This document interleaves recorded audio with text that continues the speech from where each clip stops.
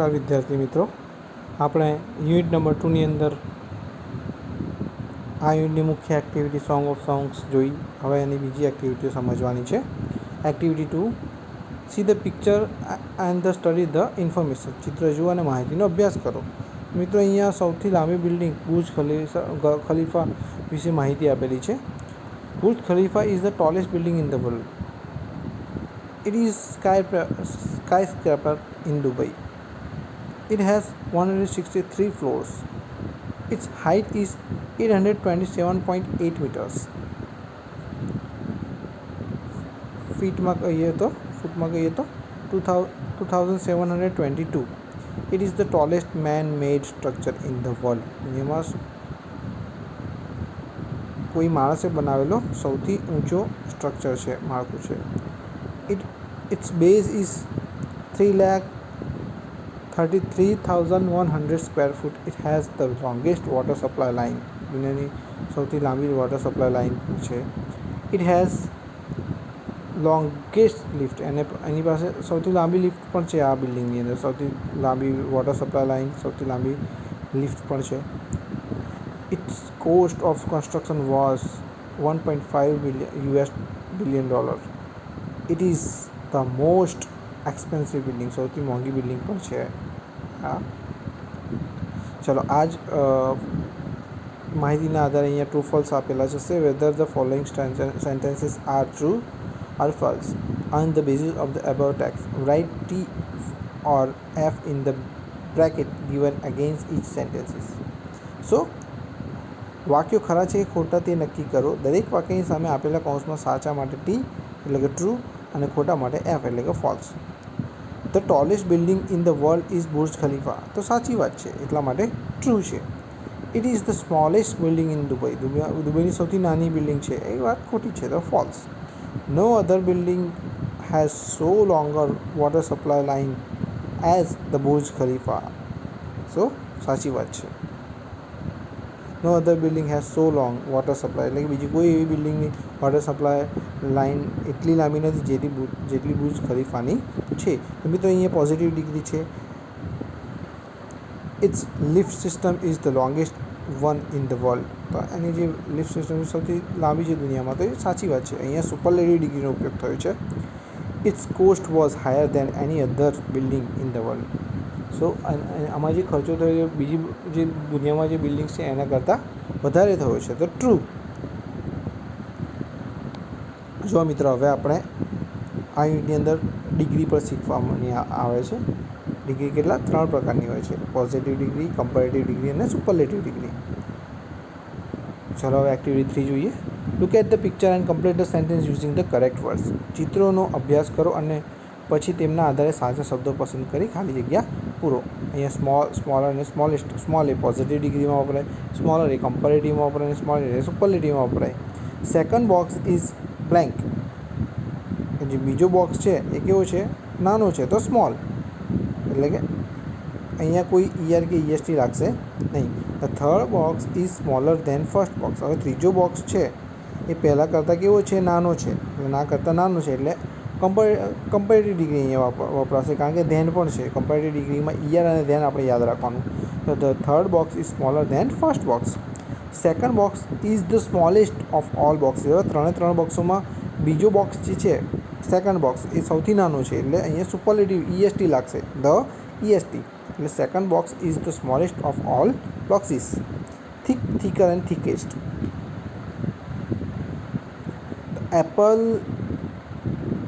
Tree does not have thick trunk. Apple ટ્રીની જે trunk છે થિક હોતી નથી, બરાબર છે.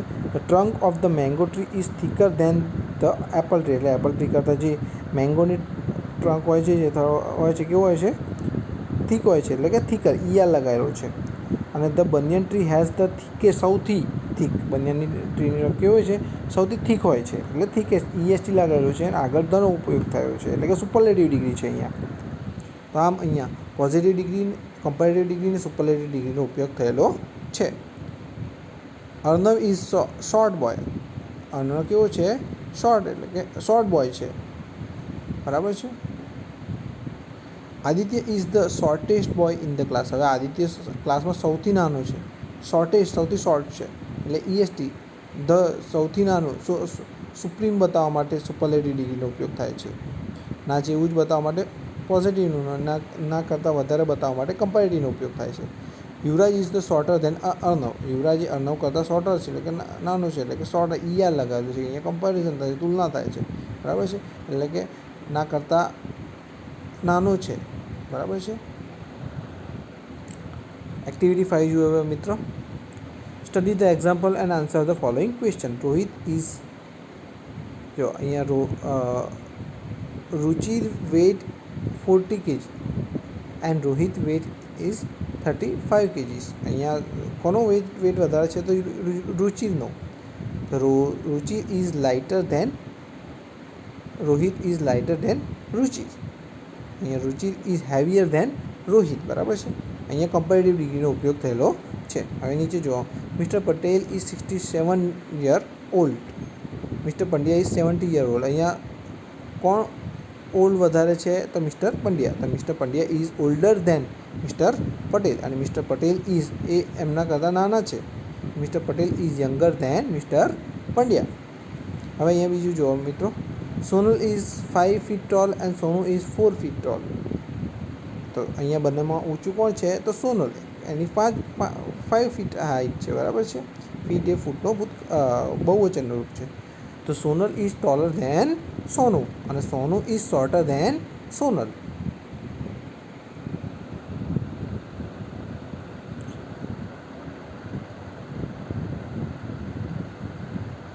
Study the example and answer the following question. Ruchir weight 40 kg, Rohit weight 35 kg.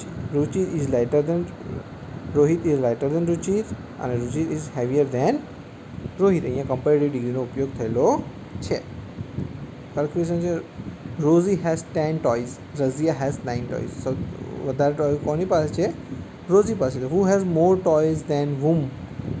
કોની પાસે કોના કરતાં વધારે ટોયઝ છે? તો Rosie has more toys than Razia. આ પણ કમ્પેરેટિવ ડિગ્રી છે મિત્રો. Who has less toys than whom? તો Razia has less toys than Rosie. Mahesh drink 2 glasses of milk, Naresh drink 1 glass of milk. તો કોણે વધારે મિલ્ક પીધું? તો મહેશે. તો who drinks more than whom? તો Mahesh drink more than Naresh. આ પણ કમ્પેરેટિવ ડિગ્રી છે મિત્રો. Who drink less than whom? Naresh drinks less than Mahesh. Write yes or no in the bracket.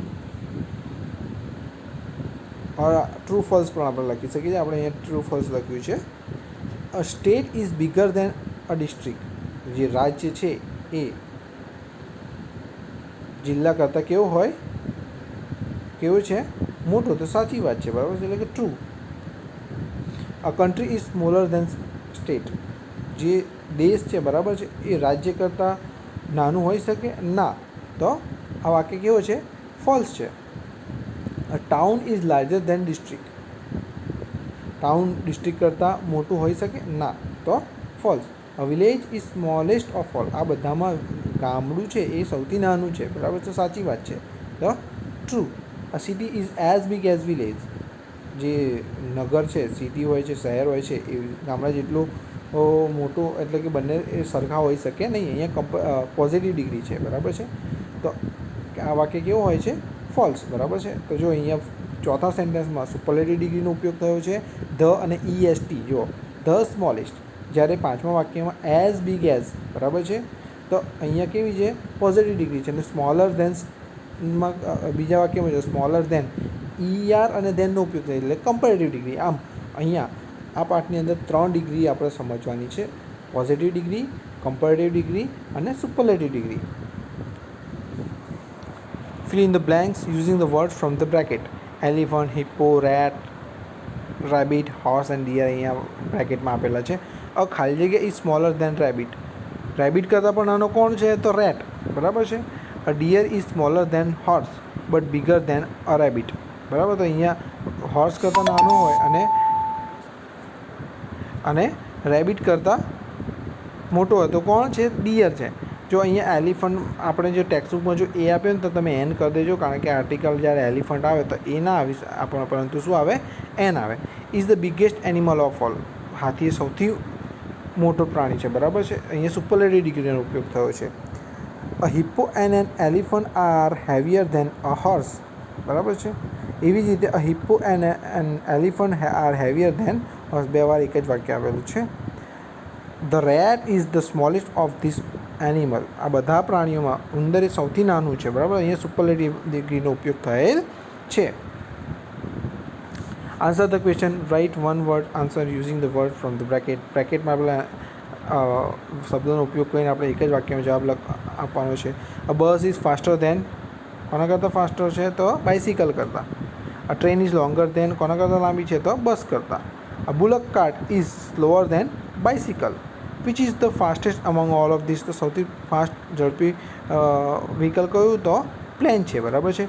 તો મિત્રો અહીંયા આપણે સુપરલેટિવ ડિગ્રી, કમ્પેરેટિવ ડિગ્રી અને પોઝિટિવ ડિગ્રી વિશે સમજ મેળવી, બરાબર છે. જ્યારે પોઝિટિવ ડિગ્રીનો ઉપયોગ થાય તો એઝનો ઉપયોગ કરવામાં આવે છે, વિશેષણમાં કોઈ ફેરફાર થતો નથી. જ્યારે કમ્પેરેટિવ ડિગ્રીમાં ઈઆર ધેનનો ઉપયોગ કરવામાં આવે છે. દાખલા તરીકે સ્મોલ, આ પોઝિટિવ ડિગ્રીમાં ઉપયોગ થાય છે. કમ્પેરેટિવ ડિગ્રી કરવું હોય તો સ્મોલર ધેન કરવું પડે, અને જેને સુપરલેટિવ ડિગ્રી બનાવવી હોય તો ધ સ્મોલેસ્ટ EST લગાવવું પડે.